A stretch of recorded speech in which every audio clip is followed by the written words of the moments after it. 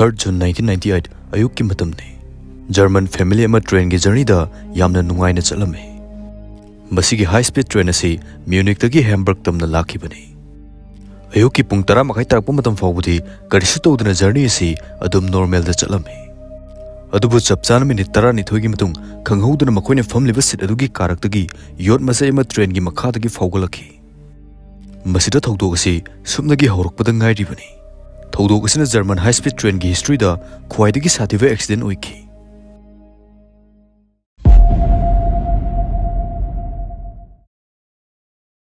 1950s ki matamda Japan prithvi gi ahan high speed train Shinkansen natraga bullet train haina khangnaba si sabu ngamkhi masigi train asina country asigi city khudimakta yamna line connect to honba ngamkhi aduga hana pung kya changna sanarama mafumadu sumdagi minute kharada chatpa ngamanki asumna Japan gi matungda France Italy amadi Germany nasu makhoi gi high speed train asi loina sarakhi Germany gi high speed train gi project asi ICE havidi intercity express aina kokhi train asina 1980s ki matamda ahan tholokpada miyamna yamna pamnaba oikhi masigi train asida ano technology ka su yorum kimadi tongmusu yamna nungairamki train asi matamuda hek yengbada khudimak loina perfect oiramki adubu asengmagidi prithivida leriba posa khunimak perfect oibidi amata natte haivadi asoiba amadi adum yauribani asumna ice train gi asoiba si makhoi gi chaka asida oiramki ice generation 1 gi chaka si monoblock design semki haivadi chaka punba si steel gi single piece amakhaktana sembani masigi kanaba si yamna kanba henba amadi hongba su henba sini adubu masigi monoblock wheel asida problem amadi leramki chahi kharagi matungda train asi high speed thorokpa matamda yamna kanba vibration lai haina passenger singna complain torokhi train manungda asumna glass station phawwa vibration asina haidok hanki masigi vibration asigi makhol amadi nikpa asina miyamsu yamna nungai taba fawnakhi asumna engineer singna check toba matamda problem asi train gi chaka asida oiramki monoblock wheel asi steel piece amakhaktana semba oivana side animakta fazana balance oiraga laifam thoi kariguma nakal amada kitang hek lumba henma matamda vibration asi tholakani masigi problem asimak Germany gi train asida leiramki train asina high speed chatpa matamda friction na maram oiraga chaka asi nakal ani da manadaba mongda tumsinhalai masina chaka asigi balance su manahalakte tapna thauba matamda di masi karisu khangma ngamde adubu balance manadaba chaka asina 250 km/h da thorokpa matamdadi vibration asi yamna kanna lakhi aduga yamna lumba train gi chaka asi balance manahan baibisisu araiba thabak amadi natte chaka asisu tokai happa natte piece amadagi punna sembani chaka asi ama sintokpasisu paisa yamna changba thabak oiramki asumna masigi solution ama German gi engineer singna puthorakhi makoina resilient wheel koba chaka ama puthorakhi video simati ama samjinbiyo Bizli India khwadi pamnaba sanili unamad industrazana represent over login toroga nukti 149 jealous pins fangani balance apasu amna line happy ai deposit khudingi 2% extra fangani deposit khudingi 20 free jealous pins fangani download over 200 amadi Facebook ta review to 150 fangwi ai affiliate program da thagi 50% commission fangwi ai saran musingi comment link haplabani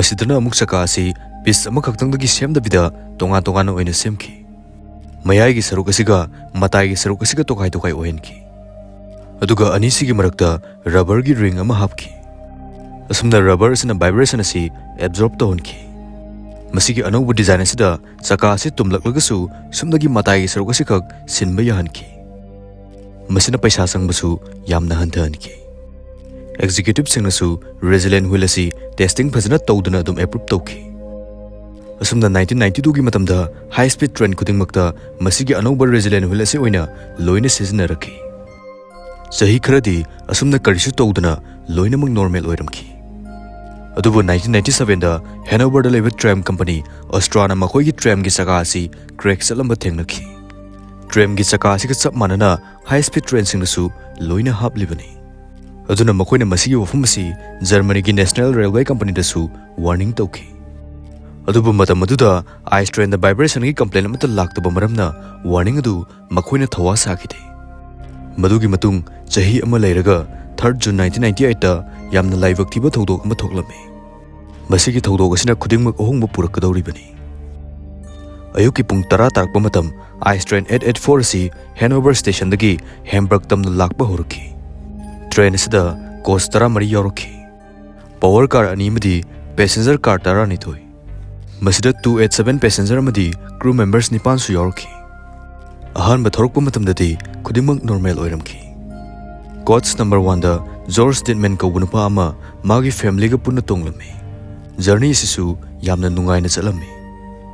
Adubu minute kharagi matungda train gi makhada karigumba makhol ama taw funglaki. Aduga khanghodana steel masjid ama train gi makhadagi makhoi gi seat karak aduda fawgulaki. Masigi steel masjid asi sakadagi nanthorokpa masjidni. Madu ubda George amadi magi family adu loina angakpa amadi pakatpa fawnaki.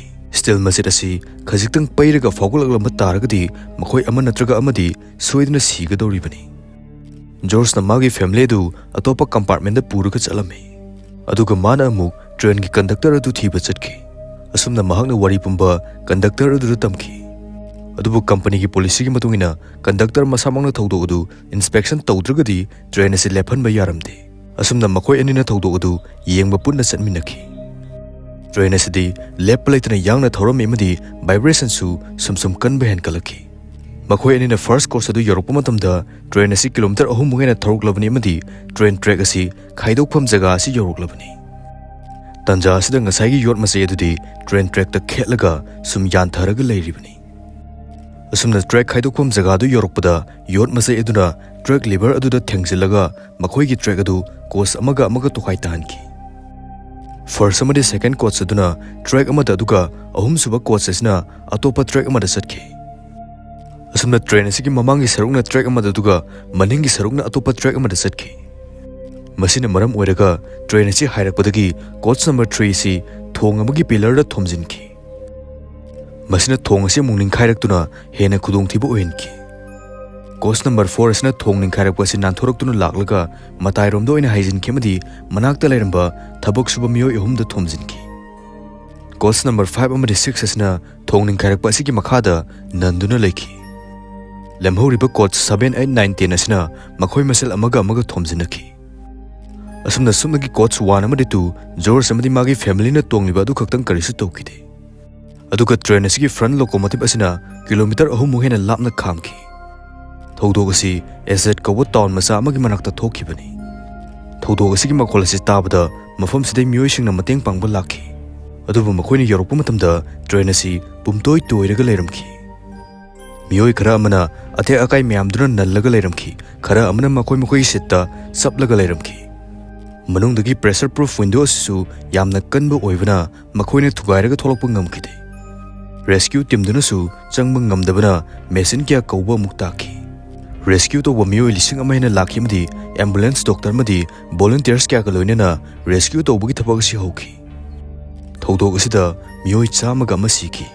Miyoi 80 ena yamna thina sokhi amadi miyoi 103 na khara khajik sokhi. Sumna matam amada khwairigi safe way hainaramba German high speed train asi thoudok asidagi miyamna tongba kinaki. Thoudok asina Germany khang natana atopa high speed train siznaba country kya basu akiba phonki. Thoudok asigi matangde investigation tawba matamda chaka asina thogan bane basi khang ngamki. Masigi chaka asi mamangdasu flat issue gi report nipan lak tawkibu leiramki. Adubu company sina chaka asi sindaba oiramki. Thoudok asigi matungdagi high speed train khudingmakta chaka asi monoblock wheels na amuk loina sinki. Junction point saramba thongsingsu mafam loina hongtuknaki. Germany na makhoigi railway system asi amuk nongna loina semki. Train gi pressure proof windows isu manungdagi phakaiba yabagi maongda loina hapki. Ngasing asisu thoudok asi Germany gi railway training center singda maru oiba case amoina tamnari.